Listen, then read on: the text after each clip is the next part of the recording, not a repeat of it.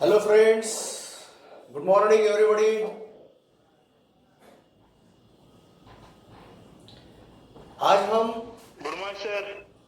आज हम complicated network को कैसे सिंप्लीफाई कर सकते हैं। कॉम्प्लिकेटेड नेटवर्क को सिंप्लीफाई करने के लिए हमें किस कंसेप्ट को, किस टेक्निक को यूज करना पड़ता है। हमने अभी तक जब सीरीज कॉम्बिनेशन रहा तब कैसे सॉल्व करना, पैरेलल कॉम्बिनेशन रहा तब कैसे सॉल्व करना, कंपोजिट कॉम्बिनेशन में अगर इक्विपोटेंशियल पॉइंट मिल गए तो कैसे सिंप्लीफाई करना, इक्विपोटेंशियल पॉइंट को ढूंढने के किस तरीके से हम उसको ढूंढेंगे। तो इक्विपोटेंशियल पॉइंट ढूंढने के लिए या तो आप सिमेट्री देखना चाहिए। सिमेट्री समझ में नहीं आई तो हमें एक टेबल बनाकर भी हम इक्विपोटेंशियल पॉइंट को हम ज्वाइन कर सकते हैं, मिला सकते हैं, पा सकते हैं। और बाद में लास्ट डे को हमने इतना करने के बावजूद भी अगर हमारी समस्या सॉल्व नहीं हो रही है, प्रॉब्लम अगर सॉल्व नहीं हो रहा, तो हमने एक लास्ट तंत्र बताया था। वह था डेल्टा टू स्टार कैसे कन्वर्ट करना और स्टार टू डेल्टा कैसे कन्वर्ट करना। ऐसा नहीं है कि सबका सॉल्यूशन एक ही मेथड है, ऐसा नहीं है। वक्त और सिचुएशन के ऊपर, उस सर्किट की सिचुएशन क्या है उसके ऊपर से हमें पता चलता है कि किस टेक्निक से उसे हम सॉल्व कर सकते हैं। कल मैंने दोनों तरफ से बताया था। सर्किट को अगर सिमेट्री यूज किया तो भी वही फार्मूला, वही आंसर आ रहा था, और सर्किट को हमने उस डेल्टा टू स्टार कन्वर्जन से किया तो भी वही आंसर आया था। इसका मतलब अब सबका विश्वास बैठ गया उस मेथड के ऊपर कि कोई भी अगर मेथड हो वो कोई रॉन्ग नहीं होती है। तो किस सिचुएशन पे कौन सी मेथड यूज करना, ये बड़े परिश्रम के साथ हमें पता चलता है। जब तक हमें मालूम नहीं होता कि ऐसे प्रॉब्लम में इससे हम शॉर्टकट जल्दी आंसर पा सकते हैं, तब तो प्रैक्टिस करना जरूरी है। जब तक प्रैक्टिस नहीं होती, अभी देखो ना, कल का जैसा अगर सर्किट आया तो तुम स्टार डेल्टा से करते या सिमेट्री से करते हैं, तो जो आपको इजी लगा वो आप चुन सकते हैं। उसी तरह बच्चों, आज ऐसे लास्ट कॉम्प्लिकेटेड फार्मूले और लास्ट कॉम्प्लिकेटेड नेटवर्क को सॉल्व करने जा रहा हूं मैं। देखिए बच्चों, अब जो भी सर्किट होंगे आज, वह रजिस्टर के लिए बना रहा हूं मैं। मगर जब आप इलेक्ट्रोस्टैट्स में कैपेसिटर का कॉम्बिनेशन भी जब आता है आपके सामने, तब कैपेसिटर के कॉम्बिनेशन में ही वही कंसेप्ट यूज करना है। सिर्फ उसका रेसिप्रोकल बना दो कोएफिशिएंट का। आर, यहां आर का जो कोएफिशिएंट आता है ना, उसका उल्टा करके सी का कोएफिशिएंट बनाना है इलेक्ट्रोस्टैट्स में कंडेंसर के कॉम्बिनेशन में। समझ गए? तो चलिए आज हम ऐसा सर्किट सिंप्लीफाई करने जा रहे हैं, उसमें 12 रजिस्टर्स है और ईच रजिस्टर की वैल्यू है कैपिटल आर। तो ऐसे आइडेंटिकल रजिस्टर का क्यूबिकल स्केलेटन बनाया, तो उस क्यूबिकल स्केलेटन के डायमेट्रिकली अपोजिट कॉर्नर्स और एडजेसेंट कॉर्नर्स और कोई एक फेस के डायमेट्रिकली अपोजिट कॉर्नर्स, तो ऐसे 4 फार्मूले बनाने वाले हैं हम। अगर जिस स्टूडेंट को वो याद रहे तो वो यूज कर सकते हैं डायरेक्टली, और भूल गए एग्जाम में, कितना डाटा हम इस मेमोरी में स्टोर कर सकते हैं एग्जाम देने के लिए। तो इसीलिए अगर आप भूल गए तो उसको कैसे निकालना, with in fraction of second में कैसे निकालना, वो टेक्निक आज मैं आपको बता रहा हूं। चलिए बच्चों, आज हमारा 4 फार्मूले का पहला फार्मूला हम बनाते जा रहे हैं। तो फार्मूला ऐसा है, equivalent resistance between number 1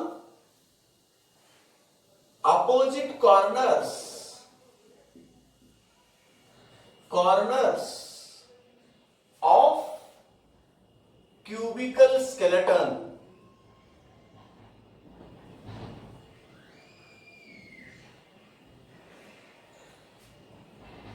obtained by 12 identical registers 12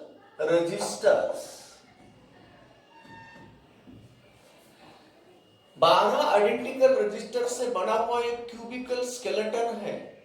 उस क्यूब के हर साइड को हमने रजिस्टर कनेक्ट किया है। ऐसे 12 रजिस्टर्स हमारे उसमें बैठ जाते हैं। तो ऐसे 12 रजिस्टर्स वाला अगर क्यूबिकल स्केलेटन हमारे सामने आया तो क्या हम ये कर सकते हैं, उसको सॉल्व कर सकते हैं। देखो अब ये क्यूबिकल स्केलेटन आपके सामने मैं ड्रॉ कर रहा हूं। ये रहा क्यूब, उसके 12 एजेस है, तो हर एज में मैं रेजिस्टेंस कनेक्ट कर रहा हूं। इसमें रेजिस्टेंस है, इसमें रेजिस्टेंस है, तो ऐसे 12 रेजिस्टेंस मैंने कनेक्ट कर दिया और सबकी वैल्यू है कितनी, आर ही उसकी सबकी वैल्यूज है। तो ये 12 रेजिस्टेंस से बना हुआ ये क्यूबिकल स्केलेटन है क्या नहीं। 12 देखो 1 2 3 4 1 2 3 4 5 6 ऐसा 12 हो रहे, ऊपर के 4, खड़े 4 और नीचे के 4, ऐसे 12 रजिस्टर से बना हुआ स्केलेटन है। चलिए अब opposite corner of a cubical skeleton बोला। यहाँ पे अपोजिट कॉर्नर कौन सा हो सकता है, कोई भी एक कॉर्नर पहले पकड़ लो। तो मैंने ये कॉर्नर पकड़ा, चलो कौन सा भी पकड़ो, ऐसा नहीं है कि ए पॉइंट, ए कॉर्नर पकड़ा, लेफ्ट हैंड में हमने ए कॉर्नर को पकड़ लिया। उसका डायमेट्रिकली अपोजिट कॉर्नर ये होता है ना। तो ये एक फेस है, सामने वाला फेस है ये वाला, तो मैं नाम दे रहा हूं उसको ए बी सी डी, ये सामने वाला फेस है। पीछे वाला शेप है, फेस है ई एफ जी एच। तो ऐसे कितने कॉर्नर हो गए, 8 कॉर्नर्स हो गए। तो अब चलिए बच्चों, ए का डायमेट्रिकली अपोजिट कॉर्नर बना कौन, एच। तो उसको ए टू एच के बीच का आपको इक्विवेलेंट रेजिस्टेंस निकालना है और इफेक्टिव रेजिस्टेंस निकालना है। ये दोनों कॉर्नर्स हुए हैं, ये दोनों कॉर्नर्स हुए हैं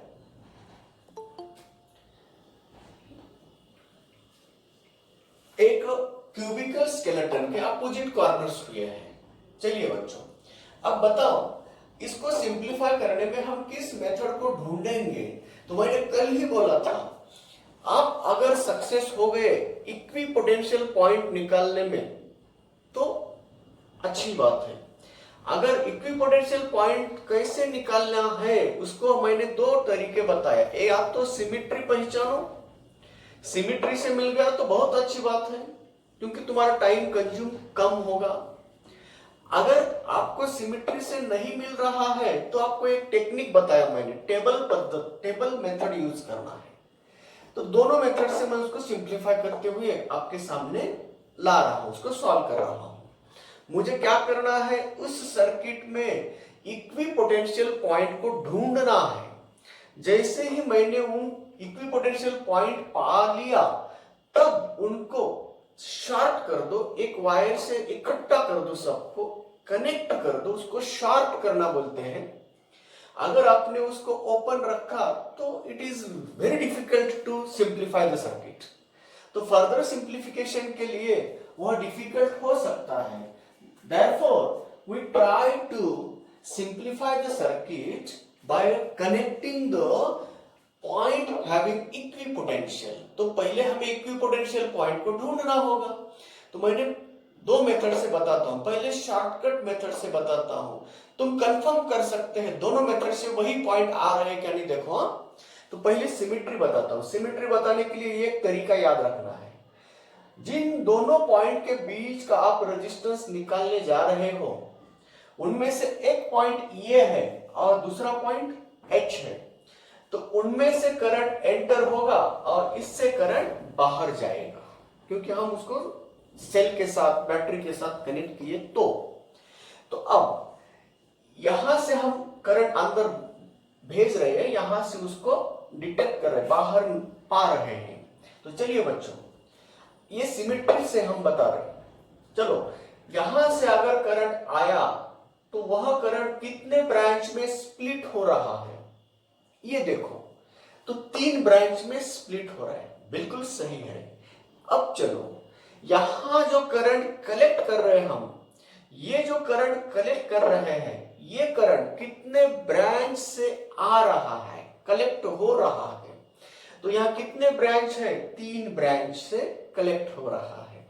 तो अब हमारे सामने थोड़ा सा पॉजिटिव रेस्पॉन्स मिल गया, पॉजिटिव सिग्नल आ गया। यहां से 3 ब्रांच से करंट स्प्लिट हो रहा है, यहां 3 ब्रांच से करंट पा रहे हम, तो हमें पॉजिटिव सिग्नल मिल गया।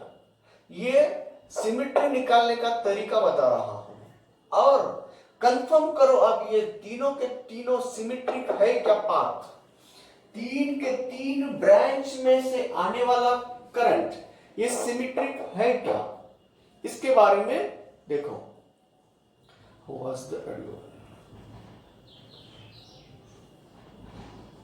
हॅलो, व्हिडिओ बंद झाला होता का आता?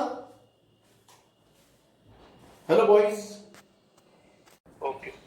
अब ए पॉइंट और एच पॉइंट हमारा डायमेट्रिकली अपोजिट कॉर्नर है, उसके बीच का इक्विवेलेंट रेजिस्टेंस हमें निकालना है।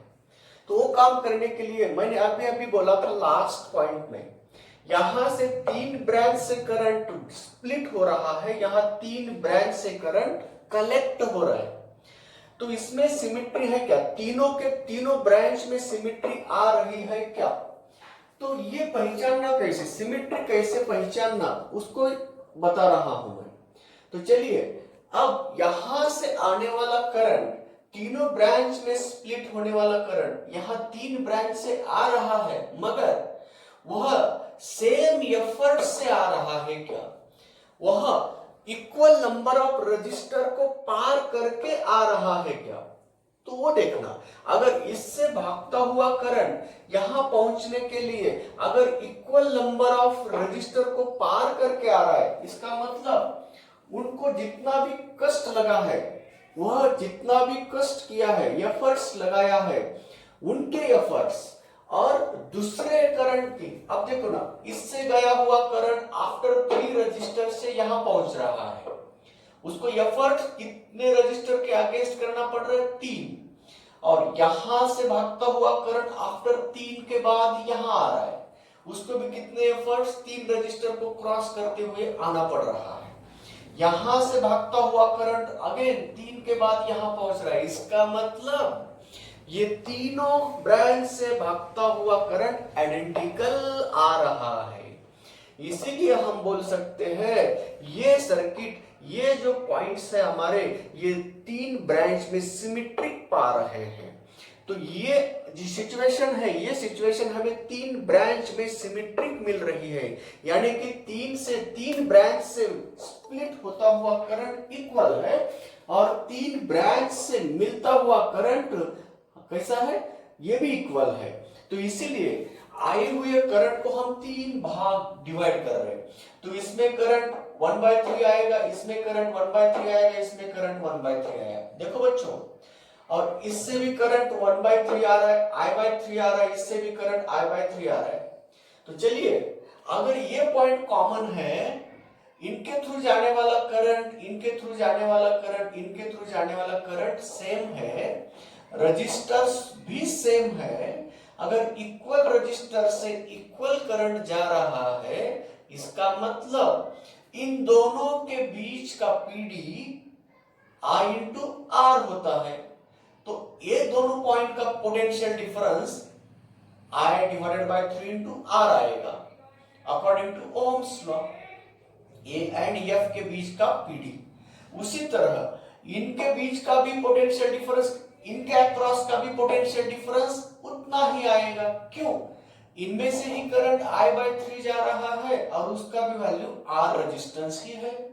तो इनके अक्रॉस का पोटेंशियल डिफरेंस वही आया, मतलब potential difference between A and F is equal to potential difference between A and B. Also potential difference between point A and D are equal. इसका मतलब क्या हुआ, यहाँ का पोटेंशियल, यहाँ का पोटेंशियल और यहाँ का पोटेंशियल कैसे हुए, इक्वल हुए। तो हमें 3 पॉइंट इक्वी पोटेंशियल पॉइंट मिल रहे, कौन से F, D and B and D। तो ये 3 पॉइंट इक्वी पोटेंशियल पॉइंट मिल रहे हैं, तो उसको हम क्या करेंगे, शॉर्ट करेंगे, इन तीनों को इकट्ठा कनेक्ट करेंगे। एक वायर से इन तीनों को एक वायर से कनेक्ट कर दिया, इसका मतलब ये तीनों एक ही पॉइंट पे एक ही जंक्शन बना दिया। जिस तरह हमने सिमेट्री से इन तीनों को इक्वी पोटेंशियल ढूंढा, समझ में आया हमें कि ये 3 पॉइंट इक्वल पोटेंशियल के मिल गए हैं। कैसे समझा, तो मैंने अभी सिमेट्री से बता रहा हूं। और जैसे हमने इधर से सिमेट्री पहचानना, इधर से देखो ना, इससे आता हुआ करंट, इससे भी आता हुआ करंट, इससे भी आता हुआ करंट इक्वल है, और ये तीनों के तीनों रजिस्टर भी सेम है, और कॉमन पॉइंट पे करंट आ रहा है, तो इनके अक्रॉस का पीडी, इनके अक्रॉस का पीडी और इनके अक्रॉस का पीडी भी इक्वल आएगा। क्यों, सेम करंट जा रहा है और इक्वल रजिस्टर्स है, तो पोटेंशियल डिफरेंस भी इक्वल आ रहा है। इसका नतीजा क्या हुआ, यहाँ का पोटेंशियल, यहाँ का पोटेंशियल और यहाँ का पोटेंशियल फिर इक्वल आया। तो कौन से पॉइंट इक्वी पोटेंशियल है, तो C के बराबर किसका पोटेंशियल है, E का और G का। तो इन तीनों को हम क्या करेंगे, शॉर्ट करेंगे, ये तीनों को एक वायर से जोड़ देंगे। तो चलिए बच्चों, हमें ये तीनों का पोटेंशियल इक्वल आया और दूसरे एक सेट ऑफ 3 पॉइंट मिला, इन तीनों का भी पोटेंशियल इक्वल आया। तो इन तीनों का पोटेंशियल इक्वल आया, इसलिए हमने उसको एक इकट्ठा कर दिया। इन तीनों का भी इक्वल आया, इसका मतलब ऐसा नहीं है कि इनका और इनका पोटेंशियल इक्वल हो, ऐसा नहीं है। यहाँ इन तीनों का पोटेंशियल सेम है और इन तीनों का पोटेंशियल इनके बराबर है, मगर इन दोनों का सेम नहीं है। तो चलिए, यहाँ का पोटेंशियल अगर 10 वोल्ट हुआ, यहाँ का भी पोटेंशियल 10 हुआ, यहाँ का भी पोटेंशियल 10 हुआ, यहाँ का 8 होता तो यहाँ का 8 हुआ, यहाँ तो 8 हुआ, ऐसा होता है। तो ये 3 पॉइंट इक्वल पोटेंशियल के हैं और दूसरे 3 पॉइंट भी इक्वल पोटेंशियल के हैं, मगर इनका पोटेंशियल सबका 10 वोल्ट होगा, यहाँ का पोटेंशियल 8 वोल्ट होगा। ऐसा एग्जांपल बताया मैंने। तो चलिए बच्चों, सिमेट्री पहचान लिया क्या नहीं, सिमेट्री से हमने कितने पॉइंट को equi potential point, set of 3 और यहाँ का सेट, ऐसे 2 सेट पाए हैं हमने जिनका पोटेंशियल इक्वल होता है। तो ये रहा सिमेट्री। अगर ये नहीं समझ में आया तो थोड़ा सा लेंदी मेथड है, टेबल मेथड है। अब देखो ना, कंफर्म करूंगा मैं, आपके सामने कंफर्म करूंगा। ये मेथड, अगर ये सिमेट्री आपको नहीं याद आई, समझ में नहीं आ रही, तो ये तो आ जाएगा आपको। ये है ग्राफिकल मेथड, टेबुलेटेड मेथड बोलते हैं उसको। किस दोनों पॉइंट के बीच का रेजिस्टेंस निकाल रहे हो, उसको यहां रख दो, A एंड H, ये एंड H के बीच का रेजिस्टेंस निकालने जा रहे हैं। अब बचे हुए पॉइंट यहां लिख दो। कौन से पॉइंट है, B, C, D, E, F, G, 1 2 3 4 5 6 और 2 8 हो गया, खत्म। ओके, ये रहा। अब टेबल बनाओ। ये एंड बी के बीच में नंबर ऑफ रजिस्टर्स कितने हैं देखो, ये एंड बीच में नंबर ऑफ रजिस्टर्स कितने हैं देखो। ये यहां है, बी यहां है, कितने रजिस्टर्स है, 1, यहां 1 नंबर दे दो। और दूसरा पॉइंट सी, ए एंड सी के बीच में शॉर्टकट पाथ से जाओ, ए एंड सी के बीच में कितने रेजिस्टेंस है, 1 और 2 रेजिस्टेंस। ये एंड डी के बीच में, डी है ना यहां पे, ये एंड डी के बीच में कितने हैं, 1 है। ये एंड ई के बीच में, ई कहां है, यहां है। ए एंड ई के बीच में कितने हैं, 1 2 है ना। अब ए एंड एफ के बीच में, ए एंड एफ के बीच में कितने हैं? एक है, एक। ये एंड जी के बीच में, जी कहाँ है? जी कहाँ? यहां है, तो एक दो, दो है। समझ रहे? ठीक है। अब जिस तरह आपने ये के साथ सभी का रिलेशन निकाल दिया, उनके बीच में नंबर ऑफ रजिस्टर्स कितने आ रहे उसको रिकॉर्ड कर दिया, उसी तरह अब H पॉइंट से B कितना लंबा है, उनके बीच में कितने रजिस्टर है उसको देखो। H पॉइंट यहां है, H से हम किधर जा रहे हैं? B के तरफ। कितने रजिस्टर से? एक दो, B यहां है, एक दो, H से निकलो, एक दो, B यहां दो आ रहा। H और C पॉइंट, H और C पॉइंट कितने हैं? एक है, एक। H एंड D के साथ, H एंड D यहां है, तो इधर से आओ या इधर से आओ, कितने रजिस्टर के बाद? दो रजिस्टर के बाद, दो। H and E, H and E में देखो, H कहां है? यहां, E कहां है? यहां, कितने रजिस्टर से दोनों के बीच में? One, one.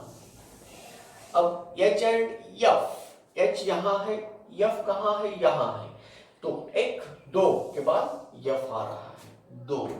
और H एंड G में देखो, H कहां है? यहां है, G कहां है? यहां, कितने रजिस्टर से? एक। हो गया। अब टेबल के तरफ देखो बच्चों, ये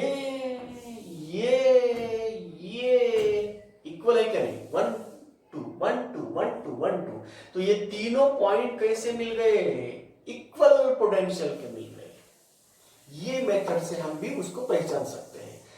B के साथ किसका पोटेंशियल इक्वल है? D का एंड F का। देखो B D F, B B D F मिल गए तीनों पॉइंट सेम। उसी तरह अब इनका इनका इनका तीनों की सिमेट्रिक आ रहे क्या? नहीं, देखो आ रहे क्या? 2:1 2:1 2:1, तो ये तीनों भी कैसे हो गए? इक्वल पोटेंशियल के। C E G, C E G, समझ गए? तो कोई भी मेथड हो, मैंने पहले बोला उसके अकॉर्डिंग भी हम सिमेट्रिक के अकॉर्डिंगली हम उसको इक्वल पोटेंशियल पॉइंट कौन से मिलते वो भी समझ सकते हैं। वो नहीं समझ रहा तो ये तो समझेगा आपको। तो इस मेथड से आप इक्वल पोटेंशियल पॉइंट ढूंढ लिए हैं। जैसे ही आपको इक्वल पोटेंशियल पॉइंट मिले, आप फिक्र मत करो, बाकी आगे का हम कर सकते हैं। तो चलिए बच्चों, इक्वल पोटेंशियल पॉइंट ढूंढने के दो ही तरीके मैंने बोल दिया। या तो सिमेट्री पहचानो, कितने ब्रांच से सिमेट्रिक है, नहीं तो टेबल से तो सबको पता हो जाएगा। टेबल कैसे बनाना वो भी याद रखो। और जिसमें सिमिलरिटी आ रही है तो 1 2 1 2 1 2 सिमिलर, ये पॉइंट को इक्वल पोटेंशियल बोला है। इन सबका पोटेंशियल इक्वल होता है। और 2 1 2 1 2 1 इन तीनों का पोटेंशियल इक्वल हुआ। तो ऐसे दो सेट पाए हैं हमने, इक्वल पोटेंशियल वाले दो तीन के दो सेट पाए हैं। इसी तरह बच्चों हम सिमेट्री या टेबल मेथड से हमने इक्वल पोटेंशियल पॉइंट को ढूंढ लिया। अब अगला कार्यक्रम, अगला ये जो है मेथड जो है, अगली जो प्रोसेस है वो अब देखेंगे। तो समझ गए क्या कैसे निकालना इक्वल पोटेंशियल पॉइंट, कैसे ढूंढना? तो इक्वल पोटेंशियल पॉइंट मैंने ढूंढ के आपके सामने रख दिया। या तो सिमेट्री से जाओ, नहीं तो टेबल मेथड से जाओ, कोई भी मेथड यूज करो, ऐसा कुछ भी नहीं है। आपको जो पसंद आई है, आपको जो समझ में आया वो यूज करो। चलिए बच्चों, अब अगला काम अपना अगला काम पूरा करेंगे। तो चलिए, ये तीनों अगर इक्वल पोटेंशियल के रहे तो चलिए ढूंढो, कॉम्बिनेशन आइडेंटिफाई करो। इस रेजिस्टेंस का, इन तीनों रजिस्टर का एक टर्मिनल इस कॉमन लाइन को है। इन तीनों रजिस्टर 1 2 3, इन तीनों रजिस्टर का एक टर्मिनल इन कॉमन लाइन को है, दूसरा ए पॉइंट को है। इन तीनों में दो जंक्शन कॉमन आए, इसका मतलब ये तीनों के तीनों कैसे हो गए? पैरेलल। तो अब इसको सिंप्लीफाइड सर्किट में मैं यहां ड्रॉ कर रहा हूं। ए से निकले तीन रजिस्टेंस है इक्वल वैल्यू के, ये है एफ बी एंड डी, है ना। तो ऐसे ये कॉमन लाइन से तीन रजिस्टर्स हमें कैसे मिले, पैरेलल मिले हैं, है ना। अब अगर ये पैरेलल मिले हैं तो उसी तरह ये तीनों देखो, ये रजिस्टर्स और ये रजिस्टर्स, देखो ना, इनका एक टर्मिनल G को है और ये कॉमन लाइन हमने शॉर्ट कर दिया, तो इनका एक टर्मिनल इस कॉमन लाइन को है, इनका भी एक टर्मिनल कॉमन लाइन को है, इनका भी एक टर्मिनल कॉमन लाइन को है और दूसरे रिमेनिंग टर्मिनल H को है। तो इन तीनों में भी दो जंक्शन कॉमन है, इसीलिए उन तीनों का किस तरह का कॉम्बिनेशन आया, पैरेलल कॉम्बिनेशन आया। तो ये जैसे हमने ये से निकला, ये तीनों का पैरेलल कॉम्बिनेशन आया, उसी तरह यहाँ पे भी तीन का B के H, इसको H मान लिया, तो ये तीनों किस कॉम्बिनेशन में आए, पैरेलल में। यहाँ कौन से पॉइंट है, G है, E है और C है ना। तो ये वाला हमने इक्विपोटेंशियल पॉइंट है, ये भी इक्विपोटेंशियल पॉइंट है, उसको ज्वाइन कर दिया।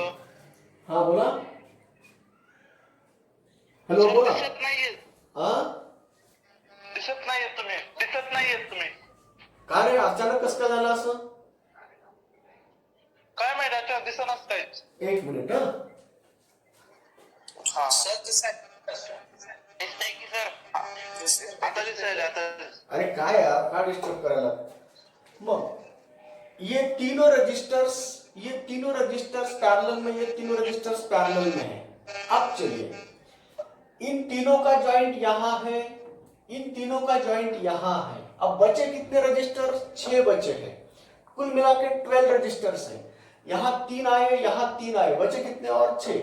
उन 6 के बारे में तरफ देखो, सबका एक टर्मिनल इस कॉमन लाइन को है और बचा हुआ टर्मिनल, दूसरा टर्मिनल इस कॉमन लाइन को है। यानी कि इन 6 के बीच में 1 2 3 4 5 और ये 6, ये 6 रजिस्टर्स के बीच में सिर्फ 2 जंक्शन कॉमन है। तो इसका मतलब 6 के 6 रजिस्टर्स किस कॉम्बिनेशन में आए, पैरेलल में आए, ऐसा कनेक्शन। अब बताइए, ये 3 रजिस्टर पैरेलल में है तो R/3 रेजिस्टेंस आया उसका। ये 6 रजिस्टर्स पैरेलल में है तो R/6 रेजिस्टेंस आया उसका।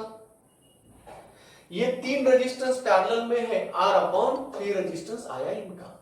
अब ये तीनों का किस तरह का कॉम्बिनेशन है, सीरीज कॉम्बिनेशन है। तो ये है R/3, ये है R/6, ये है R/3। अब सिंप्लीफाई करने में आसान हो गया, तो इफेक्टिव रेजिस्टेंस RS आया, इन सबका एडिशन कर दो, एलसीएम 6 आएगा, 2 + 1 + 2, 5/6 टाइम्स R आया। तो बच्चों, इस तरह हमने इन तीनों का एडिशन करके इफेक्टिव रेजिस्टेंस पाया है। तो इफेक्टिव रेजिस्टेंस मिल गया कैसे, 2 opposite corners of a cube. तो 2 opposite corners of a cube का रेजिस्टेंस आया है 5/6 R। ये R इफेक्टिव बोलो उसको, R इफेक्टिव। तो ये फार्मूला हमें याद रखना, अगर याद रहा तो याद करो, नहीं रहा याद तो आपको इस मेथड से निकालना होगा। तो एक बार इक्विपोटेंशियल पॉइंट मिल गए ना, बाकी का काम इजी है। तो इक्विपोटेंशियल पॉइंट ढूंढना, उसको शॉर्ट करना और सर्किट को सिंप्लीफाई करना। कुछ बच्चे क्या करते हैं, इक्विपोटेंशियल पॉइंट ढूंढ के लेते हैं मगर सिंप्लीफाई करने में दिक्कत आती है। तो सिंप्लीफाई करते वक्त ये चीज याद रखो, सीरीज में कब है, पैरेलल में कब है। अगर बहुत सारे रजिस्टर्स में सिर्फ 2 जंक्शन कॉमन जब होते हैं उनको पैरेलल कहा जाता है, और सिर्फ दोनों में एक जंक्शन जब कॉमन रहा तब उसको सीरीज में। देखो ना, इनका आया हुआ रेजिस्टेंस, इनका आया हुआ रेजिस्टेंस के बीच में एक ही जंक्शन कॉमन है तो उसको सीरीज में बोला गया, समझ गए। तो जैसे हमने यहाँ रजिस्टर के बारे में फॉर्मूला निकाला, इलेक्ट्रोस्टैट्स में यहाँ रजिस्टर के जगह पे कंडेंसर रहेगा, कैपेसिटर रहेगा। उस वक्त फार्मूला ऐसे निकालना, C इफेक्टिव = 6/5 टाइम्स C। सिर्फ इसका कोएफिशिएंट बदल दो और R की जगह कैपेसिटेंस को दे दो। तो ये इलेक्ट्रोस्टैट्स में कंडेंसर का कॉम्बिनेशन यूज करते वक्त ये चार चीज याद रखो। तो ये समझ में आया, तो ये आपको याद रखना है, दोबारा हम टाइम बर्बाद ना करें उसमें। तो चलिए बच्चों, एक प्रॉब्लम हुआ, ऐसे और 3 प्रॉब्लम है हमारे। तो अब सेकंड मेथड क्या रहेगा, सेकंड क्वेश्चन क्या रहेगा, अभी अभी देखो, इस क्यूब के अपोजिट कॉर्नर के बीच का रेजिस्टेंस हमने निकाल दिया, एक काम पूरा हुआ। अब दूसरा काम क्या है, इसे क्यूब के एक फेस, ये सामने वाला फेस कौन सा है, ए बी सी डी, इस फेस के अपोजिट कॉर्नर है ये दोनों, है ना। तो अब opposite corner of each face of the cube के बिटवीन रेजिस्टेंस निकालना है। अभी क्यूब के अपोजिट कॉर्नर थे, अब क्यूब के नहीं अपोजिट कॉर्नर, एक फेस के अपोजिट कॉर्नर के बिटवीन रेजिस्टेंस निकालना है। तो अब हमारा ए पॉइंट है, तो दूसरा पॉइंट कौन सा रहेगा, सी पॉइंट रहेगा। और तीसरा प्रॉब्लम बनाने वाले हैं, कोई 2 पॉइंट एडजेसेंट कॉर्नर के बीच में का रेजिस्टेंस निकालना, ये तीसरा और फाइनल क्वेश्चन। और लास्ट वाला जो क्वेश्चन है, कोई भी एक रेजिस्टेंस अगर निकाल लिए तो इनके अक्रॉस का रेजिस्टेंस कितना है, ऐसा भी फोर्थ प्रॉब्लम बना सकते हैं हम। तो चलिए अब दूसरा क्वेश्चन कैसा है, find the equivalent resistance between 2 opposite corner of face of a cubical skeleton. 2 opposite corners of a face of a cubical skeleton. That skeleton have 12 registers, each of value r. Okay?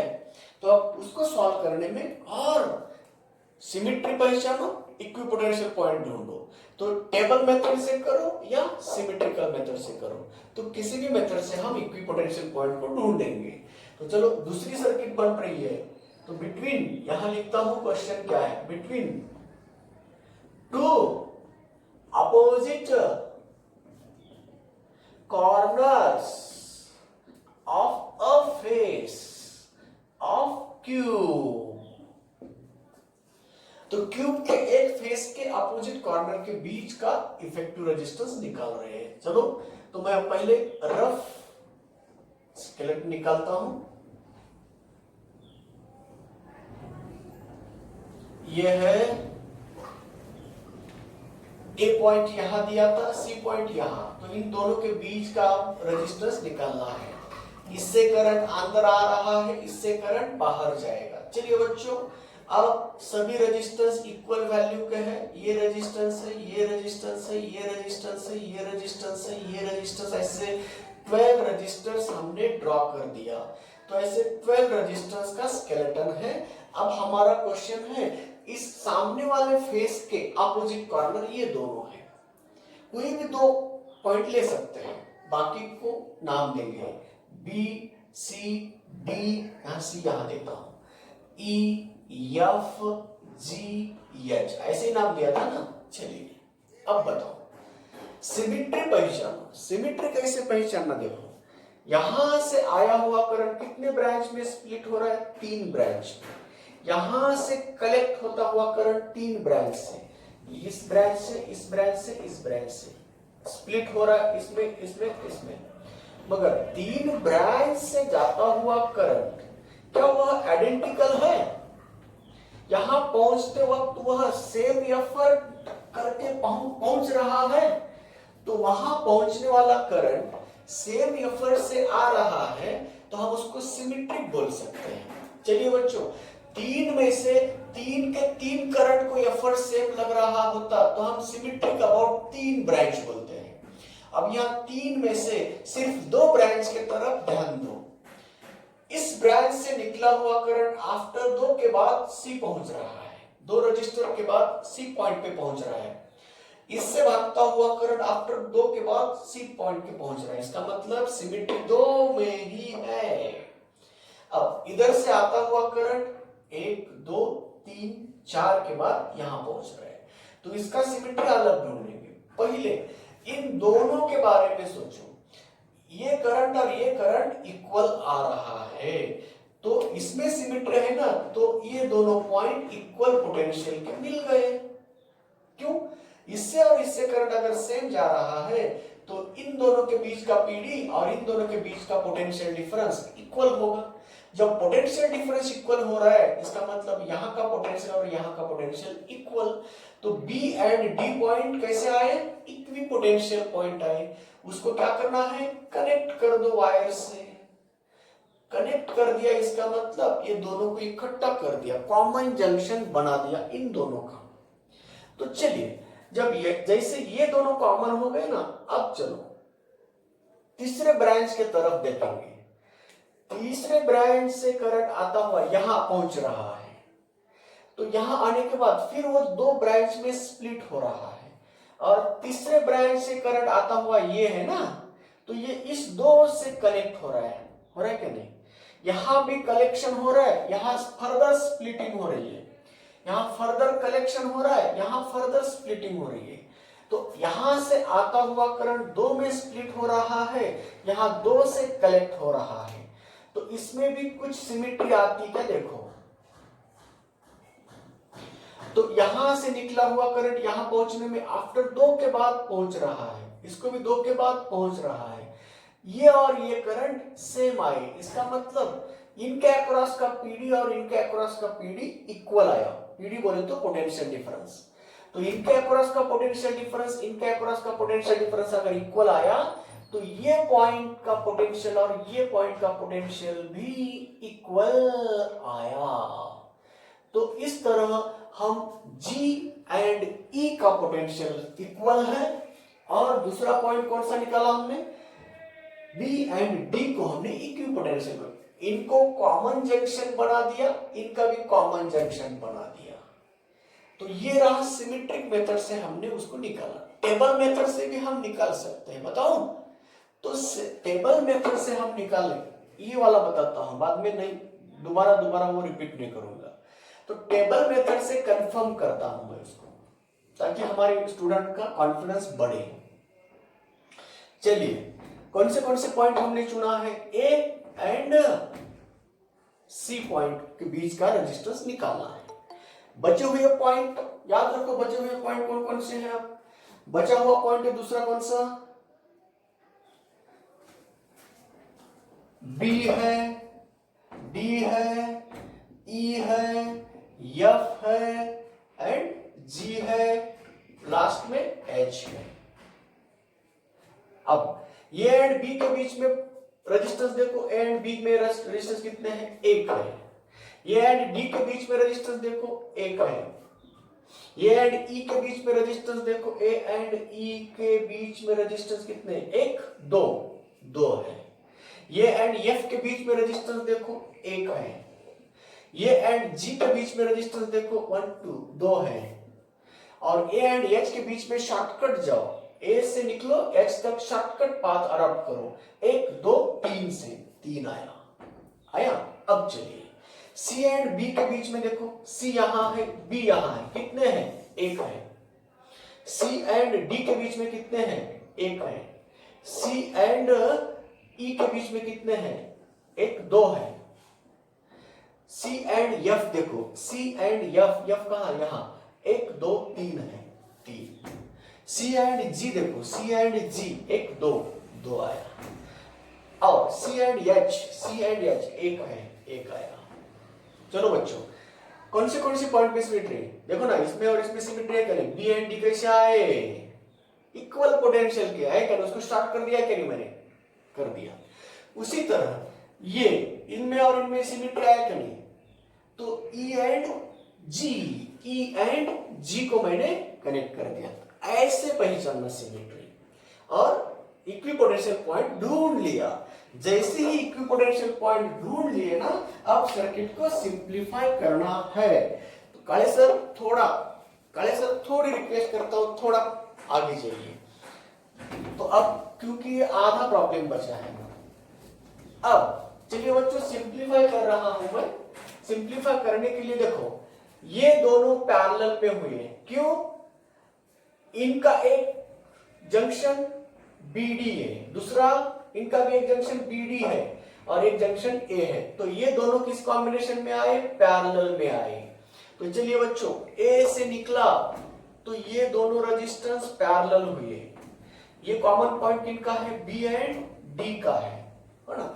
उसी तरह इन दोनों का भी कौन सा combination आया, parallel. क्यों, इनमें एक पॉइंट ये जंक्शन को है, एक टर्मिनल इस जंक्शन को है, दूसरा सी को है, इनका भी एक जंक्शन इन जंक्शन को है, इनका एक टर्मिनल इस जंक्शन को है, दूसरा सी को है।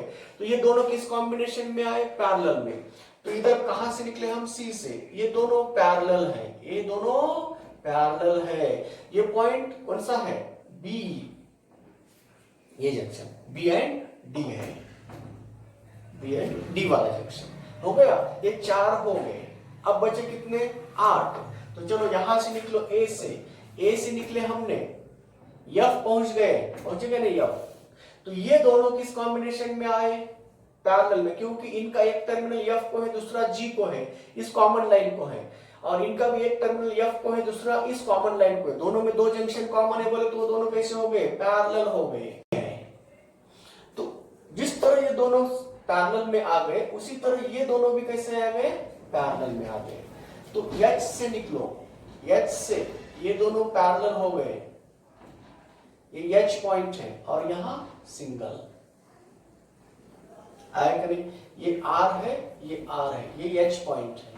देखो कितने आए, ये 2 2 4, ये 6 10 हो गए। बचे कितने, 2 बचे। किसको, जिनको जिनको लिया उनको कट कर रहा हूं। ये आया है, ये आया है, ये आया है, ये आया है, ये आया है, और ये आया है। बचा कौन सा, ये वाला बचा, और दूसरा ये वाला बचा। ये भी आया ना, ये दोनों पैरेलल हो गए ना, ये दोनों पैरेलल हो गए। तो ये और ये बचा। देखो बच्चों, इस रेजिस्टेंस का एक टर्मिनल डी एंड बी के जंक्शन को है, डी एंड बी यहां है, और ये दोनों का पैरेलल है, इनका पैरेलल कॉम्बिनेशन। दोनों के बीच में एक जंक्शन और ये जंक्शन, 2 जंक्शन के बीच में दोनों कॉमन है, इसका मतलब दोनों का पैरेलल हुआ, हो गया, बन गया। अब चलो बच्चों, इनका जितना भी रेजिस्टेंस आएगा, इनका भी रेजिस्टेंस उतना आ रहा है, रेशियो 1 आएगा। जिनका रेजिस्टेंस इतना, इसका जितना रेजिस्टेंस आएगा उतना रेजिस्टेंस इसका आ रहा है, इसका रेशियो 1 आया। मतलब ये व्हीटस्टोन्स नेटवर्क हो रहा है और बैलेंस में भी हो रहा है। तो इसको फर्दर सिंप्लीफाई करके हम क्या कर सकते हैं, उसका इफेक्टिव रेजिस्टेंस निकाल सकते हैं।